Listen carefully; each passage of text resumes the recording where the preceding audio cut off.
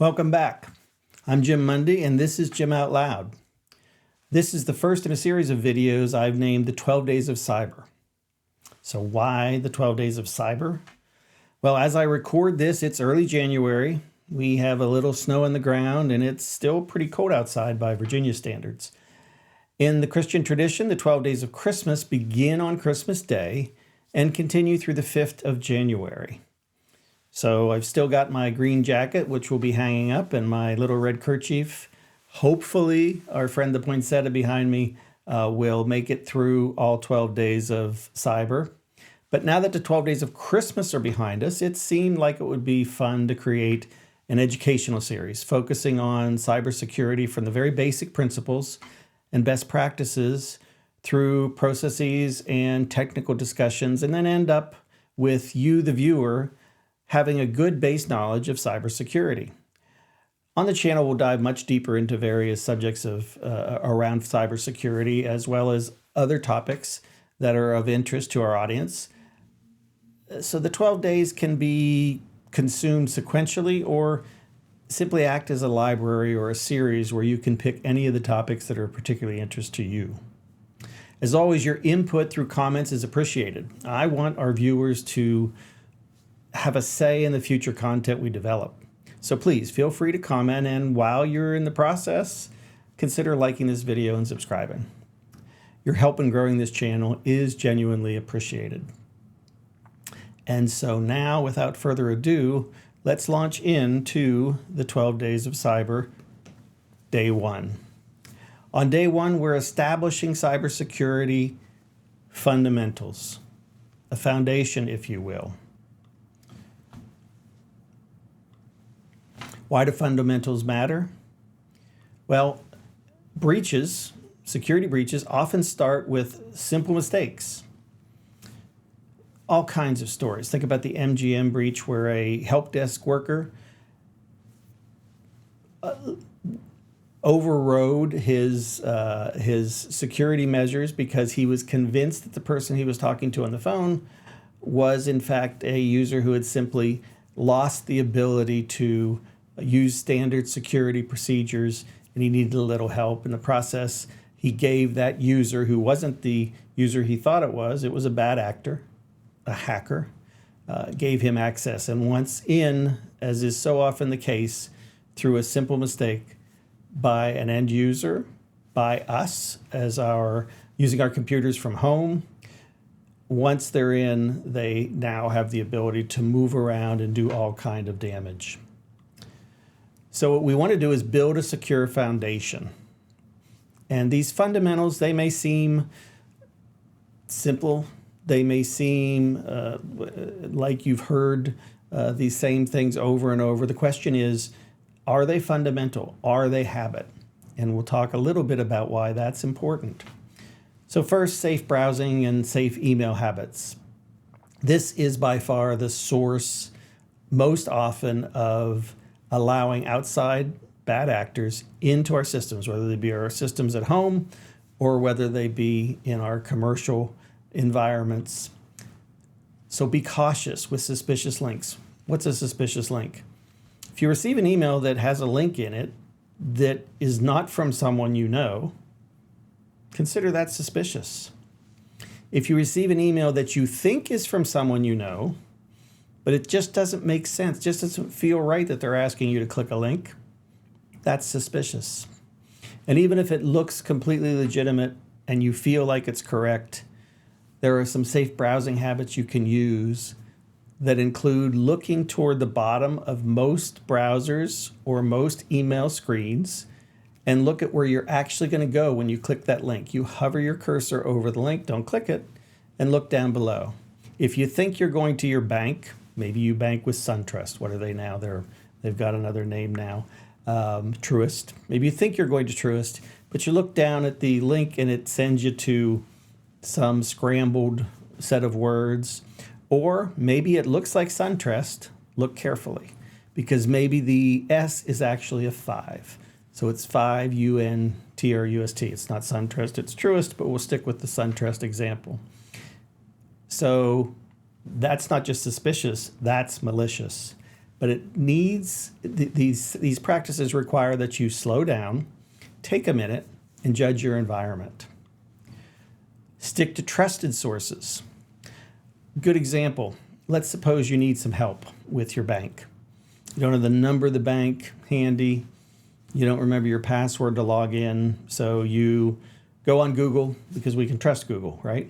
Go on Google and you Google Truist customer support. A link comes up, click here for Truist customer support. You click on that link. Are you sure that that's actually Truist that shows up in that search engine? Google does the best it can to keep these bad actors out of our search history. Or let's say you look up the customer service information for Truist and you pull a phone number. Same thing. Is that the real phone number? They may answer the phone, Truist customer service, how can I help you?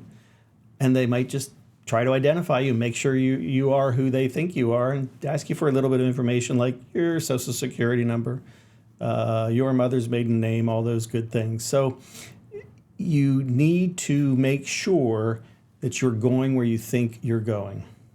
Best practice here might be for banking. Keep a list of the customer service, the legitimate customer service phone numbers for your bank readily available. So that if you get an email that says something's going on with your bank and you're not sure that the link is really going where you think it is, or that the email is even from your bank, pick up the phone and call them. Most larger banks have got 24/7 service and will be able to help you directly. You might have to stick on hold for a little bit. Better to do that than to click on a link that is suspicious and is not a trusted source and allow a bad actor into our system. Strong passwords. This is the bane of many people's existence, including my own. But it's very important that we provide strong passwords when we're setting up access to systems that are requiring security. There's a reason that there's a password protecting the site that we're about to go to. So you want to use complex passwords, complex phrases. And as you know, many times the systems will require you to use an uppercase or a lowercase letter, numbers, symbols, 14 characters, 16 characters. It can be almost impossible to remember, and we've got a solution for that. But here's a suggestion. If the system will allow you, consider meeting all those requirements, but putting it in some form that's easy to remember. Not your dog's name with a 1 and then a 2 and then a 3. Not something very obvious, like the name of the site you're going to with a 1 or a 2 or a 3 or those sorts of things, but rather meet the number of characters required or even exceed it, but put together some words that make sense to you but may not make sense or normally occur directly. So, for example, you might use a boat, marina, ski. Boat, marina, ski. Think about water skiing, you go to the marina, you get your boat. So you've got those 3 words. Maybe make a capital letter at the beginning of each. Now you've got upper and lower case. In between the words, put some special characters, maybe an asterisk, maybe an exclamation point. And then maybe throw a number at the end. So boat, asterisk, marina, exclamation point, ski, 7. That's something you can probably remember. Meets the requirements, but it's not just a mush of letters and numbers. It's a process that I use, but more importantly, even if I did that on 10, 20, 30 sites, I couldn't remember them for each. And you do want to make sure you're using unique passwords for these sites. It's easy to use the same password, but the bad news is once that one bad password gets out, suddenly it works on all the different sites. But here's the winner. Consider using a password manager. The password manager allows you to use a single password, which you want to make sure is complex. You want to make sure you change regularly, but that then opens up and accesses for your view all of the passwords for all of your systems. These password managers typically live in the cloud, and I don't have a problem with it if you're using a reputable source. because the information is encrypted both while you're sending it and while it's stored. Encryption being scrambling it so it's unreadable if a bad actor is looking. Put the information in the password manager. Most password managers will also allow you to include the URL, the website you're going to. We'll stick with Truist. So www.truist.com. And now when I open my password manager and find Truist, I can click one button. It will take me to the website, and it will actually fill in my password, my username and password in many cases. This is a great solution, makes life simple. And if you're an individual, you've got 3 or 4 or 5 passwords, or if you're in a business environment and you've got 10 or 100 passwords, you can put them in the password manager. Now make sure you stick with your corporate policies around password managers. Your company may have one that they want you to use, but a password manager is a great way to not only maintain strong passwords, but keep them all different and all stored away safely and securely. By the way, some password managers in a family and business or personal environment will actually allow you to set up a family account and or set up a situation so that if you become incapacitated, you can actually designate a trusted person to be able to get to your passwords. Certain hoops you have to jump through, but that's a great idea.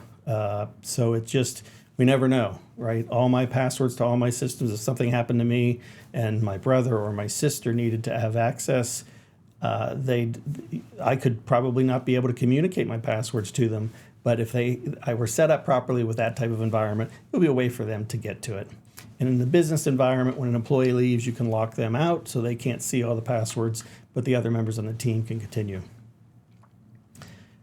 Regular software updates. This is another challenge for many folks. You see an update come through and you think, I just don't want to put this update on. It's going to cause things to change. It's not going to be the same. Every time I put an update on, it makes my life miserable, it makes it harder. They move things around. Well, sometimes software updates are new features, but very often software updates are fixing what we call known vulnerabilities. A vulnerability is an avenue to get into a system or to access or cripple a system that wasn't intentionally built into that software, but showed up after it was published.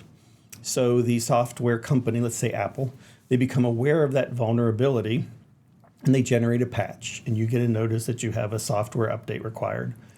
Apple has begun, and several providers have begun, identifying specifically if it's a security update to make sure that you know that it's a high priority update.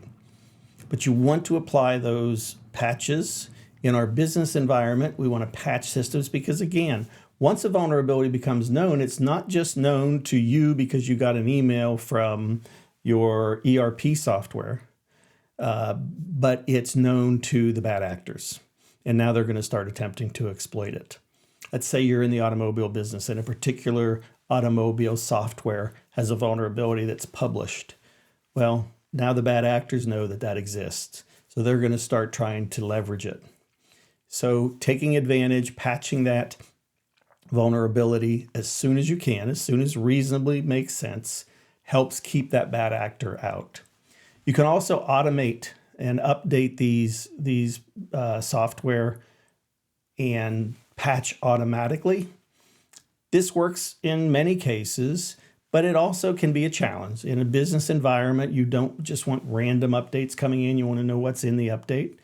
But for example, for security software, I think it's a really good idea to set those on automatic. Update my security software automatically. Why? Because new avenues of attack come out every day. And if I keep that constantly updated, I'm staying ahead of the hackers. Now, some of you out there are saying, but what about CrowdStrike? So if you're not familiar, CrowdStrike was a situation where an automated update was pushed out and it caused havoc. I want to tell you that's what I would call a corner case. Very rare, a true exception. Understood the challenges are there. Corporations, businesses, there are systems they can apply to make sure that that doesn't happen in their environment. Maybe stay one revision behind.